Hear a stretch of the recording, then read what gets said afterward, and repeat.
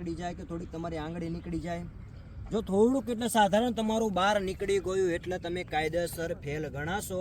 ત્યાં ગાડી અધિકારીઓ ઘણા બધા જોવાવાળા હોય. અહીંયાથી તમને જે આ પાટિયા પરની જે લાઈન હોય છે ને એની પર તમને જોવાવાળા 3 થી 4 જણા જોવાવાળા ખાલી હોય છે.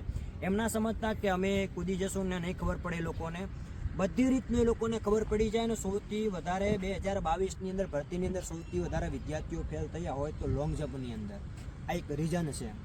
એટલે જો તમે ભૂલ કરતા હોય તો આ ભૂલ તમે બિલકુલ સુધારજો. બનતા સુધી એવી કોશિશ કરજો તમારો પગ આ રીતનો પડે, બહાર નીકળવાનું ફાઉલ ના થાય. ખાસ આનું ધ્યાન રાખજો.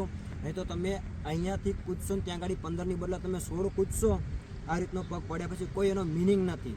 એવી કોશિશ કરો તમારા પાટિયા પર કમ્પ્લીટ પગ બેસે, અહીંયાથી તમે કૂદો તો કોઈ પ્રોબ્લેમ નથી. એટલે આવી રીતની પ્રેક્ટિસ કરો. ભરતીની અંદર ગ્રાઉન્ડ કઈ રીતનું હોય છે વિદ્યાર્થી મિત્રો, આ રીતનું એક સમતલ ગ્રાઉન્ડ રેતીનું ભરેલું હોય છે. પ્રોપર રેતી આ તમને ગ્રાઉન્ડમાં આ રીતની ભરેલી જોવા મળશે.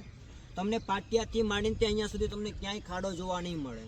એટલે જો તમે ખાડાવાળી જો પ્રેક્ટિસ કરતા હશો તો તમે ખાડાવાળી પ્રેક્ટિસ તમારી બંધ કરજો.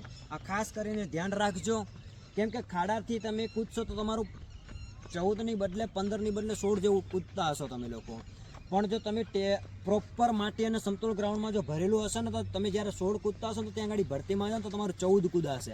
આ રીઝન વસ્તુ છે. 2022ની અંદર ઘણા બધા વિદ્યાર્થીઓને આવી ઘટના બનેલી છે. એટલે ખાડાવાળા ગ્રાઉન્ડમાં બિલકુલ પ્રેક્ટિસ ના કરતા. જો કૂદો તો 17-18 કૂદજો તો વાંધો નહીં નડે. અને ભરતીમાં જાઓ એટલે ત્યાંથી આપણે મેં તમને કીધું કે 15 જેવું પાટિયાથી તમારું અહીંયા થાય 15 જેવું બરાબર. હવે માની લ્યો કે ત્યાં ગાડી ભરતીની અંદર છે ને આ મેં એક દોરી મૂકી છે, તમને ઉદાહરણ રીતે આપું છું કે ભરતીની અંદર કેવી સિસ્ટમ હશે કે આ જે દોરી મૂકી છે ને ત્યાં ગાડી તમારું 15 ફીટ એટલે 15 ફીટ તમારું અહીંયા ગણવામાં આવશે. અહીંયા ગાડી ચૂનાવાળો પાટો દોરેલો હશે, એકદમ જાડો એવો પાટો દોરેલો હશે આ રીતનો, 2 આંગળી જેટલો ચૂનાવાળો પાટો બરાબર. દાખલા તરીકે તમે ત્યાં જઈને 15 ફીટે કૂદી ગયા આ રીતે બંને પગ તમારા, એટલે તમે પાસ ગણાશો, સમજી લેજો. અને માની લે કે તમારો પગ આટલો અડી ગયો એટલે તમે ફેલ. સાધારણ એવો તમારો પગ અડી ગયો એટલે તમે ફેલ. ને હું માની લો કે તમે આ રીતના કૂદી ગયા પ્રોપર અને તમારો હાથ અહીંયા અડી ગયો આમ પાછળ. ઘણા બધા વિદ્યાર્થીઓ થતા હશે 15ની હોડ કૂદી જતા, પણ ઘણા બધા વિદ્યાર્થીઓનો પાછળ હાથ કે આંગળી અડી જાય છે તો તમે ફેલ ગણાશો. આની અંદર તમારે ટોટલ 3 ટ્રાય આપવામાં આવશે. કેટલી? 3 ટ્રાય.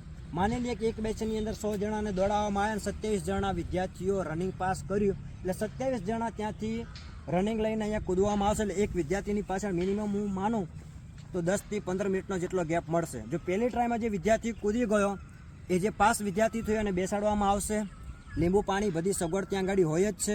પાણી બાણી પીશે ને એના પછી એને મિનિમમ 30 મિનિટ જેટલો સમય મિનિમમ એને મળશે હાઈ જમ્પ માટે.